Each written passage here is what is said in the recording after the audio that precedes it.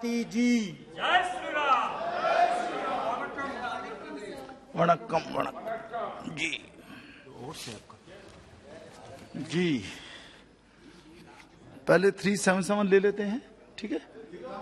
कुछ को जाना है, उसके बाद जीरो कर लेंगे। 377 तो लिस्टेड है ना ये, इसके तुरंत बाद लेते हैं। बहुत समय है हमारे पास, बहुत समय है। हाँ हाँ, 0 आवर तो अंत तक पहले 377 ले।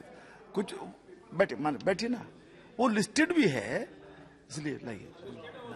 हाँ, श्री जगदम्बिका पाल जी, जिन्होंने ले कर दिया है वो बता देंगे कि ले कर दिया है, फिर मैं यहाँ नहीं उनको बुलाऊंगा जी। अधिष्ठाता महोदय, मैं आपका आभारी हूँ कि आपने नियम 377 में देश के 25 लाख आंगनबाड़ी कार्यकर्ता और सहायिकाओं के वर्तमान परिस्थितियों के विषय में आपने मुझे उठाने का अवसर दिया। पूरे संपूर्ण भारत में एकीकृत बाल विकास सेवाओं की लगभग 25 लाख आंगनबाड़ी कार्यकर्ती और एवं सहायिकाओं द्वारा बच्चों के स्वास्थ्य एवं पोषण पर ध्यान देने के साथ उनके देखभाल की जिम्मेदारी निभा रही है। वर्तमान समय में आंगनबाड़ी की कार्यकर्ती न केवल बच्चों के देखभाल और पोषण के लिए, न्यूट्रिशंस के लिए काम करती हैं, बल्कि जनगणना में भी काम करती हैं, पल्स पोलियो में भी करती हैं। जो भी केंद्र सरकार के राष्ट्रीय कार्यक्रम हैं, उन राष्ट्रीय कार्यक्रमों को जो लिखा हुआ है केवल वही पढ़िए। धरातल पर उतारने की तो लिखा है, सरकार द्वारा नई राष्ट्रीय शिक्षा नीति में 2020 में किए गए प्रावधान में early child care and early education, मतलब ECCE में भी उन्होंने पूरा करने के लिए अपने कर्तव्य का पालन कर रही है। तो एक आज skilled please stick to the देश में पल्स पोलियो जनगणना और प्रशासनिक कार्य को भी पूरी निष्ठा के साथ काम कर रही। 2019 में प्रधानमंत्री द्वारा देश की आंगनबाड़ी कार्यकर्तियों को 1500 रुपये और सहायिकाओं को मानदेय को 750 रुपये की वृद्धि की गई थी, जिससे उत्तर प्रदेश में अभी भी 4500 केंद्र के द्वारा, 1500 राज्य के द्वारा 6000 मिल रहा है। मौजूदा समय में इतने मानदेय में आंगनबाड़ी की कार्यकर्तियों एवं सहायिकाओं को अपने कर्तव्य के साथ साथ परिवार की जिम्मेदारी निभाने में काफी कठिनाई हो रही।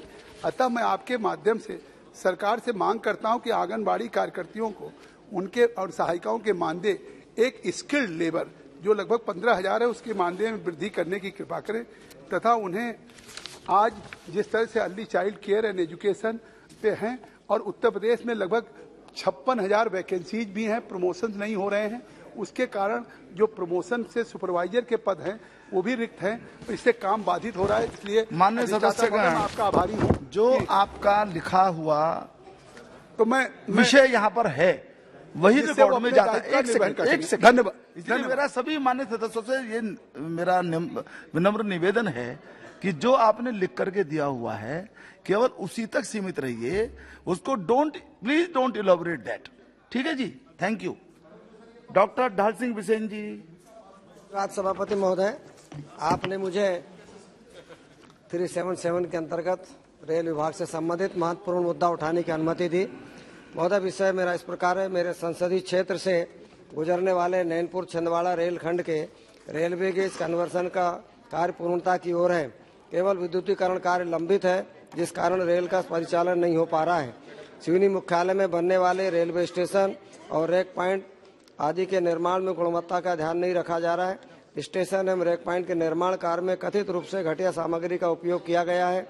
ठेकेदार द्वारा कथित रूप से स्टेशन में की जा रही अनियमितता, गुणवत्ताहीन एवं लापरवाहीपूर्ण कार्य करने की वजह से सरकार की छवि को नुकसान हो रहा है। मेरे द्वारा महाप्रबंधक दक्षिण पूर्व मध्य रेलवे जोन बिलासपुर को पत्र लिखकर जांच कराने हेतु लिखा गया था, किंतु इसके बाद भी इस पर कोई संज्ञान नहीं लिया गया है। मेरा आपसे आग्रह है कि सिवनी मुख्यालय में बनने वाले स्टेशन, स्टेशन भवन, प्लेटफार्म, रेक पॉइंट एवं अन्य रेलवे कार्यों की गुणवत्ता की जांच कराई जाकर दोषियों के विरुद्ध कार्रवाई की जाए तथा विद्युतीकरण का कार्य जल्द से पूर्ण करने हेतु अधिकारी ठेकेदारों को निर्देशित करते हुए सिवनी से रेल परिचालन शीघ्र प्रारंभ कराया जाए, जिससे जिले वासियों को लाभ मिल सके। बहुत बहुत धन्यवाद। विष्णु दयाल राम जी। धन्यवाद सभापति जी। मैं सरकार का ध्यान एक अति महत्वपूर्ण विषय की ओर आकृष्ट करना चाहता हूं। सोन नद से देवरी खुर्द, डंगवार से बड़ेपुर, बुधवा एवं आसपास का इलाका पलामू जिले के अंतर्गत पड़ता है, जहां जबरदस्त कटाव हो रहा है। इस कटाव से पूर्व में ही कई गांव नदी की गोद में विलीन हो चुके हैं। अभी भी कई गांव एवं किसानों की सैकड़ों एकड़ जमीन पर कटाव का खतरा मंडरा रहा है। इस इलाके के लोग त्रासदी से बचाने के लिए त्राहिमाम संदेश भेज रहे हैं। यदि समय रहते कटाव से बचाने के लिए कारगर कदम नहीं उठाए जाएंगे तो पूरा का पूरा इलाका सोन नदी से हो रहे भयंकर कटाव की चपेट में आ जाएंगे।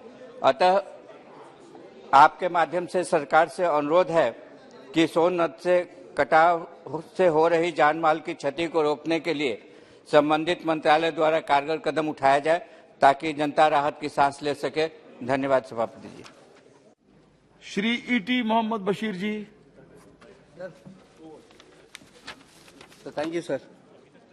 Sir, the work of textbook revision and rewriting of the history are moving in a wrong direction.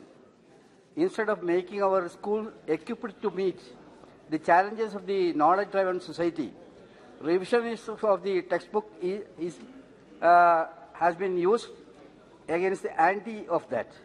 I urge upon the government to desist from such a move. It is also prayed that an independent commission consisting eminent academicians be set up to look into the changes in the textbook and its impact on India in future. Thank you, sir. Shri Ashok Kumar Rawat जी।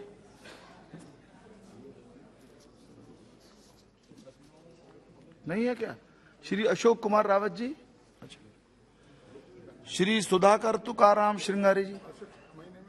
महोदय, सन 2008 में लातूर में हवाई अड्डे का निर्माण हुआ था। वहां से तत्कालीन किंगफिशर एयरलाइन ने घरेलू उड्डानों चालू की, परंतु कुछ समय के घरेलू उड्डान बंद कर दी। लातूर एयरपोर्ट से 2 इंजन वाले ATR किस्म के वायुयान उड़ान जाने की सुविधा उपलब्ध है। लातूर की जनता की काफी लंबे समय से मांग है। लातूर से देश के विभिन्न हिस्सों के लिए घरेलू उड्डान चालू किया जाए। यही नहीं कि लातूर स्थित रेल कोच फैक्ट्री का जल्द से जल्द शीघ्र उत्पादन होने वाला है, जिससे मद्देनजर रखते हुए लातूर के लिए हवाई यात्री यातायात काफी बढ़ने की संभावना है। इस सदन के माध्यम से सरकार से अनुरोध है कि लातूर एयरपोर्ट को रीजनल कनेक्टिविटी स्कीम उड़ान के तहत लाया जाए तथा यहाँ से देश के विभिन्न महत्वपूर्ण मार्गों पर घरेलू उड़ान चालू किया जाए। फिलहाल मुंबई से लातूर नांदेड़ होते हुए तिरुपति के लिए उड़ान चालू की जा सकती है, क्योंकि इस मार्ग पर यात्री यातायात काफी होगा। धन्यवाद। श्री उन्मेष भैया साहेब पाटिल।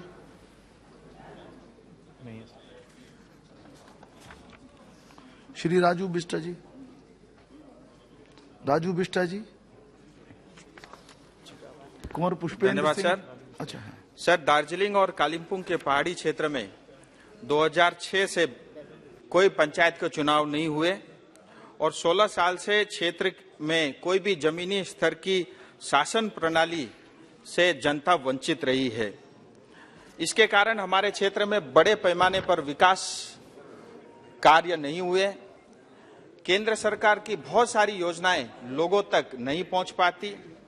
हमारे लोग बुनियादी सड़क, पेयजल, स्कूल, स्वास्थ्य सुविधाओं और सभी सरकारी योजनाओं से वंचित है।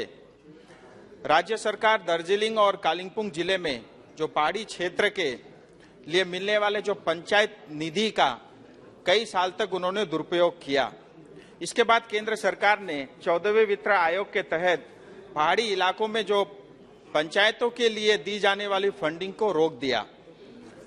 उसके बाद जाकर के पश्चिम बंगाल सरकार ने क्षेत्र में पंचायत चुनाव कराने की घोषणा तो की, लेकिन फिर ये पंचायत चुनाव जो है 2 स्तरीय ही कराने की घोषणा की है और 2 स्तरीय पंचायत प्रणाली असंवैधानिक है और इसके माध्यम से एक बार फिर हमारे क्षेत्र के लोगों के साथ भेदभाव और उनके साथ साजिश हो रही है। इसलिए मैं जन भावनाओं का सम्मान करते हुए मैं आदरणीय ग्रामीण विकास मंत्रालय के मंत्री जी से निवेदन करता हूं कि दार्जिलिंग और कालिम्पोंग जिले में 3 टायर पंचायत चुनाव ही करें, ऐसा मेरा अनुरोध है। बहुत बहुत धन्यवाद। श्री राजदीप राव जी। श्री अजय निषाद जी। श्री डॉक्टर मनोज राजौरिया जी। श्री रमापति राम त्रिपाठी जी, डॉक्टर कृष्णपाल सिंह यादव जी। धन्यवाद सभापति महोदय। मेरे संसदीय क्षेत्र गुना के निवासियों द्वारा ललितपुर से चंदेरी होते हुए अशोकनगर, गुना, छबड़ा, कोटा तक राष्ट्रीय राजमार्ग से जोड़ने की निरंतर मांग की जा रही है। यह राजमार्ग चंदेरी जैसी प्रसिद्ध नगरी के प्राचीन किले, एशिया की सबसे बड़े हैंडलूम पार्क जहां चंदेरी की साड़ियां विश्व प्रसिद्ध हैं, को ईसागढ़ के आनंदपुर ट्रस्ट जैसे दार्शनिक स्थलों से जोड़ने का काम करेंगे। मानिए, मेरे संसदीय क्षेत्र के जिला अशोकनगर के प्रसिद्ध ऐतिहासिक नगरी चंदेरी के पास जैन तीर्थ क्षेत्र थोबौंजी भी आता है और ईसागढ़ में आनंदपुर ट्रस्ट और अशोकनगर जिले में प्रसिद्ध धार्मिक स्थल सीता माता का करीला धाम भी आता है। जिले अशोकनगर में 1 लाख की अनाज मंडी है और वहां पर सरबदी गेहूं काफी मात्रा में उत्पादन होता है और जिला गुना में धनिया का उत्पादन होता है जो पूरे देश में इसका निर्यात होता है। यह राजमार्ग पर्यटन और व्यापार की दृष्टि से बहुत अनुकूल है और इसके निर्माण से मेरे क्षेत्र का समग्र विकास होगा। अशोकनगर जिला मुख्यालय को भी राष्ट्रीय राजमार्ग से जोड़ने की मांग जनता द्वारा वर्षों से की जा रही है। मेरा सरकार से आपके माध्यम से अनुरोध है कि ललितपुर से चंदेरी होते हुए अशोकनगर, गुना, छबड़ा, कोटा का राष्ट्रीय राजमार्ग के माध्यम से जोड़ने की स्वीकृति दी जाए, जिससे समाज के हर वर्ग को यात्रा करने में सुविधा होगी। धन्यवाद। श्री उन्मेष बी पाटिल जी।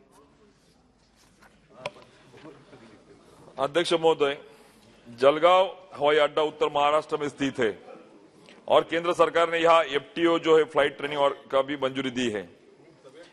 यह हवाई अड्डा पर्यटन की दृष्टिकोण से बहुत महत्वपूर्ण है क्योंकि यह विश्व प्रसिद्ध अजंता एलोरा केव्स के सबसे नजदीक है।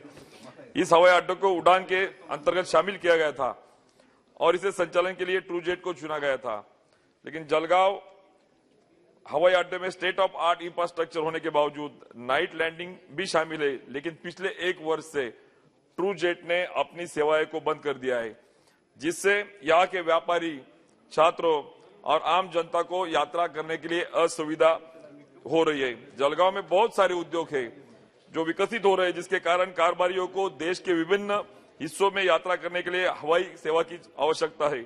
मेरा सरकार से निवेदन है आपके माध्यम से कि जलगांव की आर्थिक क्षमता और यात्रियों की मांग को देखते हुए सरकार को जलगांव की उड़ान स्कीम की अवधि और मुंबई, पुणे, दिल्ली, बेंगलोर, हैदराबाद जैसे शहरों तक यात्रा के लिए मांग को देखते हुए फ्लाइट्स की संख्या को बढ़ाना चाहिए, जिससे जलगांव के विकास को बल मिले और प्रधानमंत्री जी का उड़े देश का आम नागरिक के लक्ष्य को हम पूरा कर सके। धन्यवाद। श्री गणेश सिंह जी, श्री अरुण कुमार सागर जी।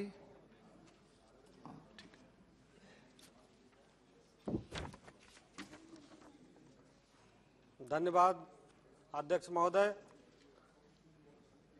माननीय प्रधानमंत्री जी ने देश के सभी आवास विहीन नागरिकों को आवास सुलभ कराए जाने हेतु संकल्प लिया है, जो स्वागत योग्य है और उनके लिए सभी देशवासियों के लिए आभारी हूं।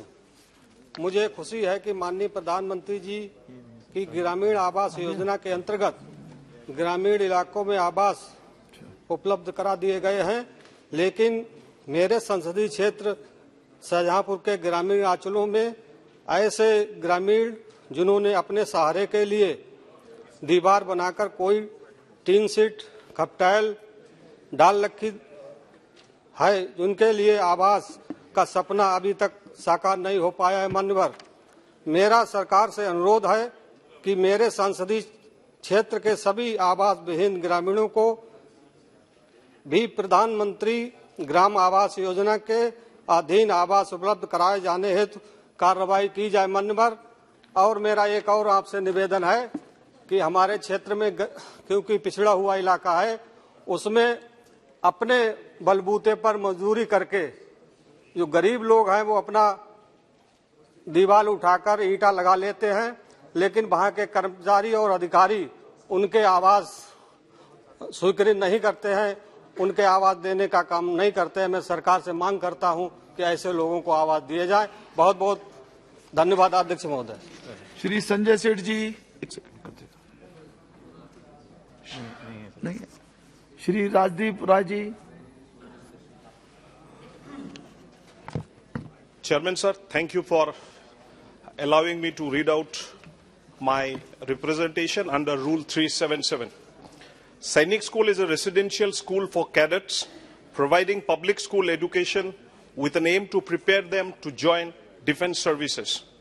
The school in all the part of the country has excelled in its primary role as a feeder institution to the armed forces and has many ex-Sainik School students to its credit as officers in armed forces, which other than National Defence Academy includes Officers Training Institutes, Indian Military Academy, Air Force Academy and Indian Naval Academy. A good number of ex-students today are IPS and IAS officers also, including many of them joining as doctors and engineers. It is important to mention that state government has allotted 150 bighas of land in my constituency, Silchar, for construction of Sainik School, but the progress is unsatisfactory in the last 1 year. We were under the impression that the courses would have started in 2022, but it was not to be. I shall be thankful if you kindly ask the appropriate ministry to expedite the construction of Sainik School allotted to Silchar Lok Sabha at the earliest for the benefit of the entire Northeast region. Thanking you. आपने जो लिख करके दिया है वो तो बहुत छोटा था, 3 सब वाक्य दिए हैं, तो वही तो मान्य होगा. I will lay this. चलिए चलिए, हो गया पूरा विषय आपका. हाँ, thank you. चलिए, श्री गुमान सिंह दामोर जी. धन्यवाद सभापति महोदय, आपने मुझे लोक महत्व के विषय पर बोलने की अनुमति दी. माननीय सभापति महोदय, मेरी लोकसभा क्षेत्र का झाबुआ मध्य प्रदेश का सर्वाधिक जनजाति बाहुल्य जिला है. इस जिले में sickle cell anaemia, silicosis, fluorosis, thyroid, vector आदि बीमारियों की बहुतायत है. गरीब जनजाति जनता को स्वास्थ्य सुविधाएं उपलब्ध नहीं होने के कारण बहुत परेशानी होती है. इस कारण इस जिले की गरीब जनता इलाज हेतु पड़ोसी राज्य गुजरात पर निर्भर रहना पड़ता है. जिले में पर्याप्त सुविधाएं नहीं होने के कारण इलाज हेतु अत्यधिक समय एवं धन का व्यय करना पड़ता है. जिले की जनता की काफी समय से मेडिकल कॉलेज की मांग कर रही है ताकि उन्हें पर्याप्त सुविधाएं मिल सके. सभापति महोदय, मैं आपके माध्यम से स्वास्थ्य मंत्रालय से अनुरोध करता हूं कि झाबुआ जिले में मेडिकल कॉलेज खोलने की पहल करें. श्री संजय सेठ जी. सभापति महोदय, राष्ट्रीय उन्नत विनिर्माण प्रौद्योगिकी संस्थान निफ्ट की स्थापना भारत सरकार के द्वारा रांची में यूनेस्को के सहयोग से 1966 में की गई थी. इसका मुख्य उद्देश्य मेटल मैन्युफैक्चरिंग के क्षेत्र में कुशल मैन पावर उपलब्ध कराना था. इस तरह की शैक्षणिक गतिविधियां वाला यह देश में एकमात्र संस्थान है. पिछले 50 वर्षों में इस संस्था ने देश विदेश में विभिन्न स्तरों पर काम करके अलग पहचान बनाई है. देश के मेटल मैन्युफैक्चरिंग क्षेत्र में हो रहे विस्तार के लिए इस संस्थान की संभावनाओं को देखते हुए इसे NITSER एक्ट के तहत लाने की प्रक्रिया आरंभ हुई है. इसके लिए समिति का गठन भी हुआ. 2019-20 में NITSER एक्ट में शामिल करने की अनुशंसा भी हो गई, परंतु दुर्भाग्य रहा कि यह कार्य नहीं हो सका. राष्ट्रीय स्तर का यह संस्थान झारखंड स्टेट यूनिवर्सिटी के साथ एफिलिएटेड है. इसी वजह से इसके शैक्षणिक संभावनाओं और कैरियर संबंधी गतिविधियों को लेकर विद्यार्थी सशंकित हैं. इन्हें कई प्रकार की बाधाओं का सामना करना पड़ रहा है. मेरा सदन से आग्रह है कि इस ऐतिहासिक संस्था को राष्ट्रीय स्तर पर पहचान दिलाई जाए, इसकी स्वायत्तता के लिए काम हो ताकि प्रधानमंत्री जी के make in India, made in India और आत्मनिर्भर भारत जैसे विजन को सार्थक बना सके, उसे धरातल पे उठाया जा सके. मेरा यही आग्रह सदन से आपसे है. पुष्पेंद्र सिंह चंदेल जी.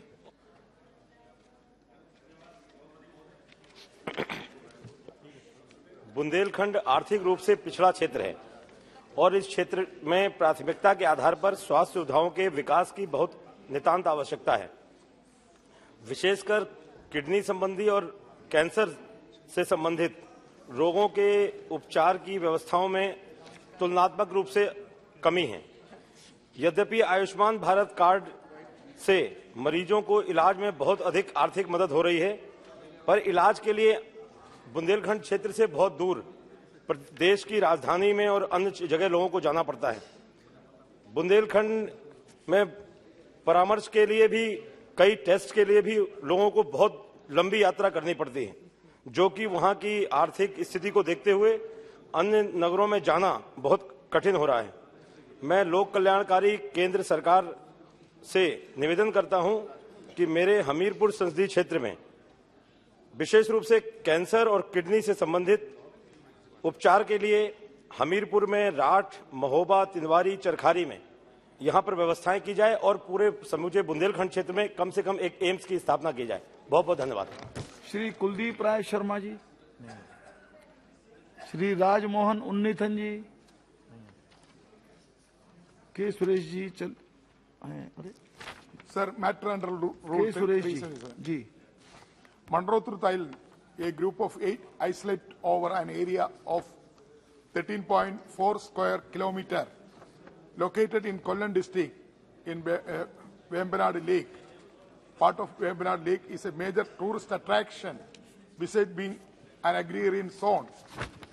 Mandrothurth Island is now facing an existential threat due to a host of factors, including ground subsidence, upward seepages of saline water during high tide events, as well as flooding.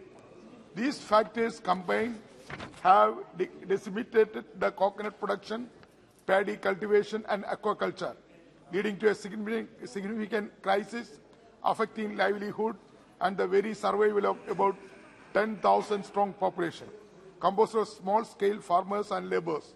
The paddy cultivation over the last 2 decades have drastically declined, resulting in a loss of about 200 hectares due to saltwater intrusion and flooding, with several agencies predicting irreversible destruction of the island.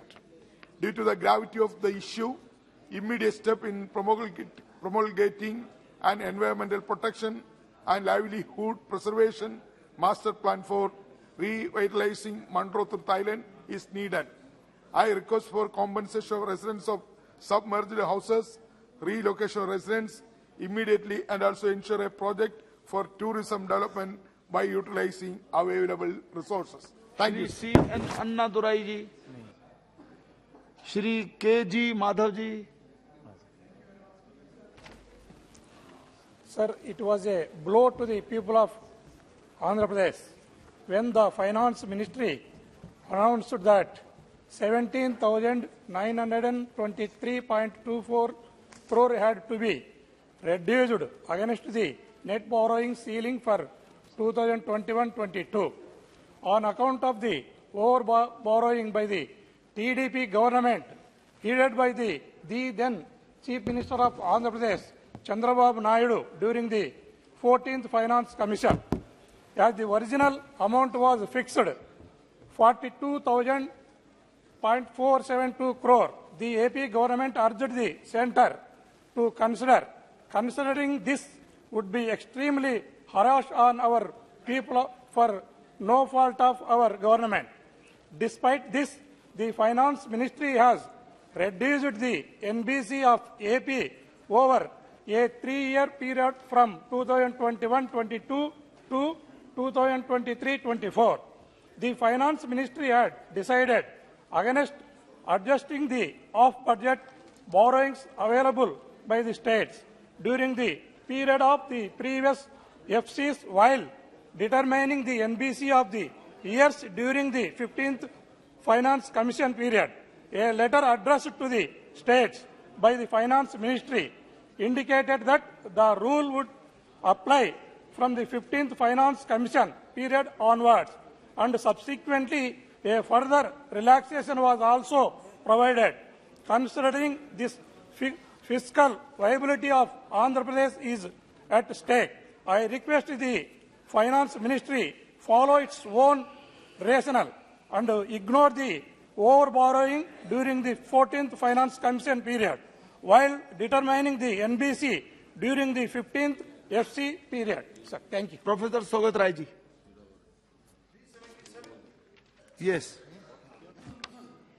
Sir, the Reserve Bank of India on Wednesday last hiked the repo rate. That is the rate at which Reserve Bank lends to banks by 25 basic points to 6.5%.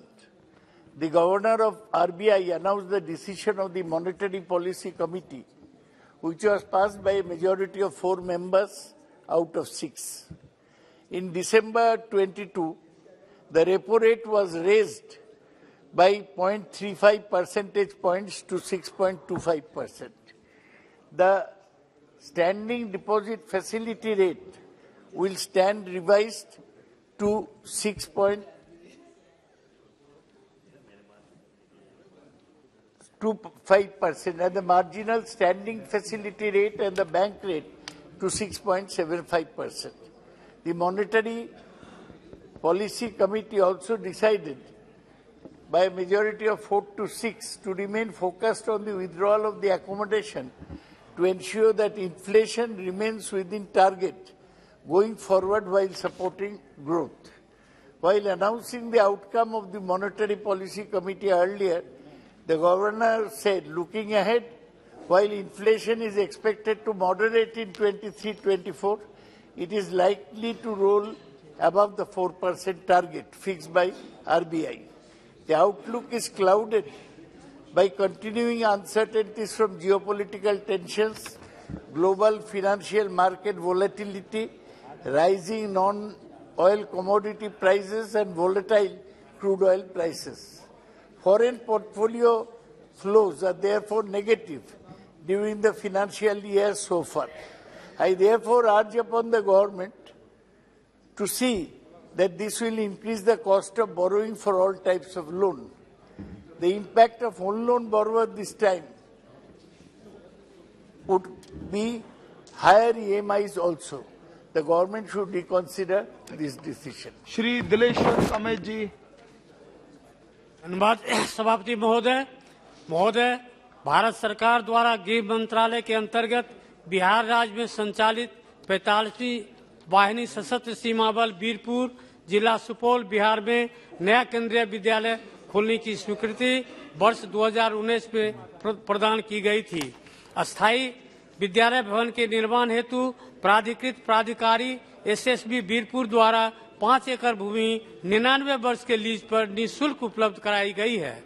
उस भूमि पर lease निबंधन करवाना एक प्रशासनिक प्रक्रिया है, जिसके उपरांत ही विद्यालय के संचालन की अनुमति केंद्रीय विद्यालय संगठन नई दिल्ली द्वारा दी जाती है। अतः सब रजिस्ट्रार गणपतगंज जिला सुपौल को एसएसबी वीरपुर के 5 एकड़ भूमि का निबंध शुल्क 33,250,000 रुपए की राशि का भुगतान किया जाए। दिनांक 21/7/22 को माननीय गृह मंत्री जी आश्वासन भी दिए थे कि वेलफेयर फंड से निवेदन शुल्क का भुगतान कर दिया जाएगा, किंतु अभी तक भुगतान नहीं हुआ है। इसलिए आवश्यक कार्रवाई की जाए।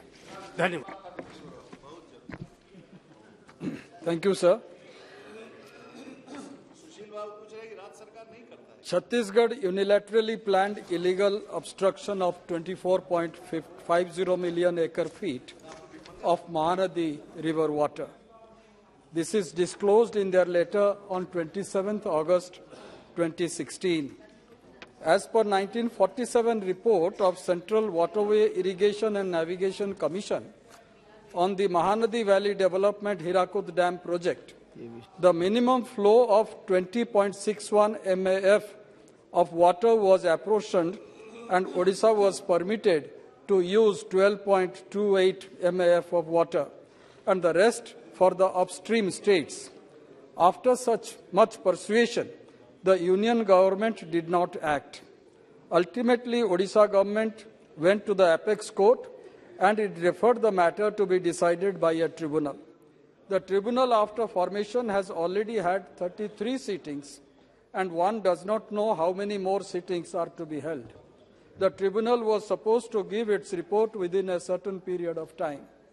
I would urge upon the government to find out whether state of Chhattisgarh during its project planning has considered the Ministry of Environment and Forest and Climate Change guidelines for minimum environment flow.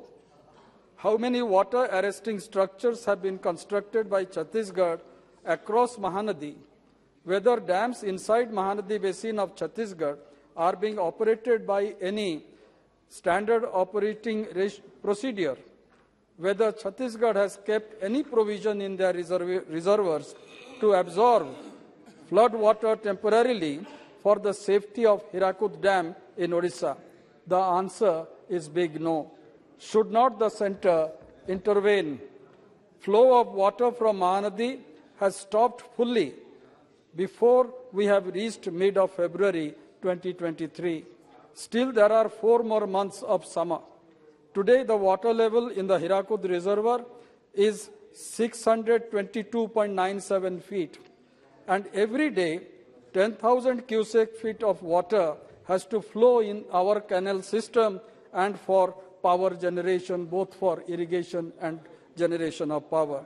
I urge upon the government to ensure flow of water from Chhattisgarh to Mahanadi River as per the Ministry of Environment and Forest and Climate Change guidelines. Thank you, sir. Shrimati Sangeeta Azad ji.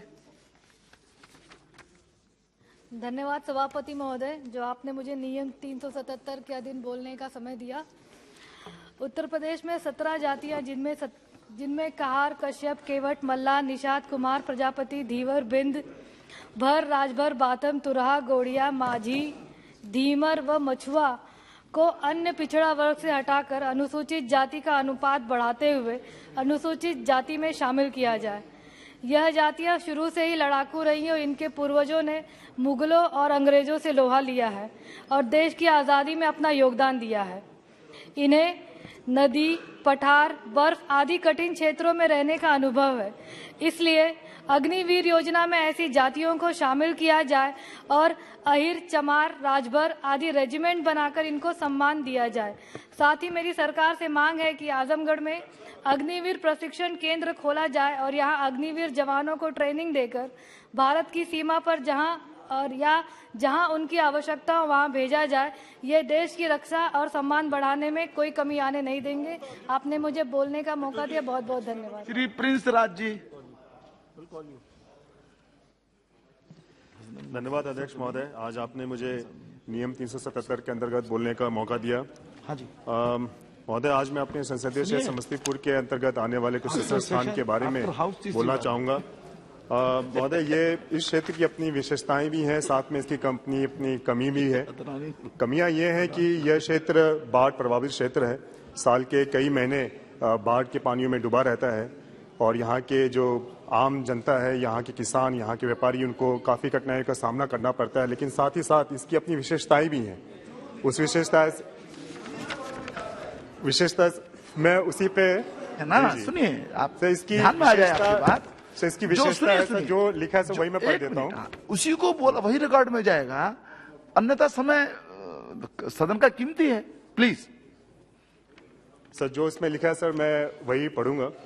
Sir, इसकी अपनी विशेषता है sir, यह क्षेत्र कोसी, कमला बलान, करे नदी के संगम के तट पर सर बसा हुआ एक अत्यंत मनमोहक क्षेत्र है सर। इसकी विख्यात शिव मंदिर एवं इतिहास लगभग जो 500 साल पुराना है सर। इस प्रसिद्ध मंदिर को मिथिला का बाबा धाम भी कहा जाता है। इसके साथ साथ सैकड़ों वर्षों से ठंड के दस्तक के साथ साथ यहाँ इस चौर में सर रंग बिरंगे विदेशी पक्षियों का भी सर आना होता है। वर्ष 1995 में इस क्षेत्र को पक्षी विहार घोषित कर भूमि अधिग्रहण भी किया गया था, लेकिन इसके बाद इस दिशा में कोई प्रगति नहीं हुई है एवं वर्तमान में पक्षी विहार का अस्तित्व सर खतरे में है। कुशेश्वर स्थान पक्षी अभयारण्य एवं पौराणिक शिव मंदिर को लेकर इस क्षेत्र का पर्यटन स्थल घोषित करने के लिए स्थानीय स्तर पर लंबे समय से मांग रही है। पर्यटन स्थल का दर्जा मिलने से इस बाढ़ प्रभावित क्षेत्र को व्यापक गरीबी एवं बेरोजगारी से की समस्या से बहुत हद तक दूर की जा सकती है। स्वतः सर मैं आपके माध्यम से सर केंद्र सरकार से मैं आग्रह करना चाहूंगा कि कुशेश्वर स्थान को पर्यटन स्थल का दर्जा मिले एवं इस दिशा में शीघ्र कदम उठाए जाएं ताकि क्षेत्र का चौमुखी विकास हो। धन्यवाद। श्री हसनैन मसूदी जी। श्री हनुमान बेनीवाल जी। सभापति महोदय, आपने 377 के माध्यम से महत्वपूर्ण विषय पर बोलने का अवसर दिया, धन्यवाद। राजस्थान में मनमाफिक रूप से ली जा रही बजरी की दरों और अवैध खनन से उत्पन्न स्थिति पर सरकार का ध्यान आकर्षित करना चाहूंगा। महोदय, बजरी माफिया राजस्थान के सिस्टम पर इतना हावी है कि आज आम आदमी का घर बनना का दूर तो रिपेयरिंग करने का सपना भी सही से पूरा नहीं हो रहा है, क्योंकि पूरे राजस्थान में अधिकांश जगह एक ही समूह को बजरी का ठेका दिया हुआ है और राजस्थान की विगत सरकार में उसी के पास ठेका था जिसकी मोनोपोली शासन प्रशासन पर हावी है। और सुप्रीम कोर्ट द्वारा बजरी खनन से रोक हटने के बाद माफिया इस कदर हावी है कि 550 से लेकर 600 रुपए से अधिक राशि प्रति टन वसूल की जाने लगी। और मैं आपको उदाहरण देते हुए अवगत कराना चाहता हूं कि पीएम आवास योजना के तहत गरीबों को आवास बनाने के लिए सामग्री के लिए मिलने वाली अधिकतर राशि बजरी की खरीद में व्यय हो जाती है। ऐसे में उसका घर बनने का सपना पूरा कैसे होगा, चिंता का विषय। बजरी खनन में सरकार के राजस्व खाते में 50 रुपए प्रति टन जमा होते हैं, जिसमें 45 रुपए प्रति टन रॉयल्टी, 10% डीएमएफटी और 2% आरएसएमटी मिलाकर 50.50 रुपए का राजस्व सरकार को मिलता है। लेकिन ठेकेदार द्वारा 10 गुना अधिक राशि प्रति टन वसूल की जा रही है। विगत दिनों बाड़मेर के बालोतरा में बजरी की दर कम कराने हेतु आरएलपी ने बड़ा आंदोलन भी किया, लेकिन राज्य सरकार अब भी दरों को कम करने के लिए गंभीर नहीं, इसलिए केंद्र इस मामले में हस्तक्षेप करे और नदी नालों के अस्तित्व को बजरी माफिया बचाने के लिए हस्तक्षेप करते हुए बजरी की दर कम करवाएं। वे किसानों को उनकी खातेदारी में छोटी लीज के पट्टे बजरी खनन देने की आवश्यक कार्रवाई कराएं। सभापति महोदय, बजरी का मामला है, पूरा देश सदन की ओर देख रहा है, राजस्थान सरकार सुन नहीं रही है। बिट्टू जी आप परेशान क्यों करो? बिट्टू जी कुछ रिकॉर्ड में नहीं जा रहा है, कुछ रिकॉर्ड हनुमान जी कुछ भी रिकॉर्ड में नहीं जा रहा। और श्री अशोक कुमार रावत जी दोनों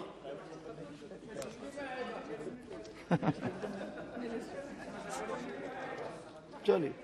पद हरदोई संडीला का औद्योगिक क्षेत्र लमसम 1884 एकड़ में फैला हुआ है, जहां दशकों से औद्योगिक इकाइयां कार्यशील हैं।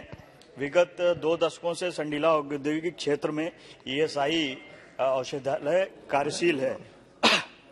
संडीला से हरदोई जिला मुख्यालय की दूरी 60 किलोमीटर है। ऐसी स्थिति में हरदोई मुख्यालय पर प्रस्तावित शाखा कार्यालय खोलने पर दोनों कार्यालयों में समन्वय स्थापित होने में दिक्कत होगी। सब हो सकते हैं। इसलिए मेरा माननीय मंत्री से अनुरोध है कि कार्यालय संडीला में खोला जाए, जिससे श्रमिकों और सभी को लाभ होगा, बीमा धारकों को लाभ होगा। और साथ ही मेरा अनुरोध है कि श्रमिकों के बच्चों के बेहतर शिक्षा के लिए अटल आवासीय विद्यालय भी वहां खोला जाए। धन्यवाद जी। अब 0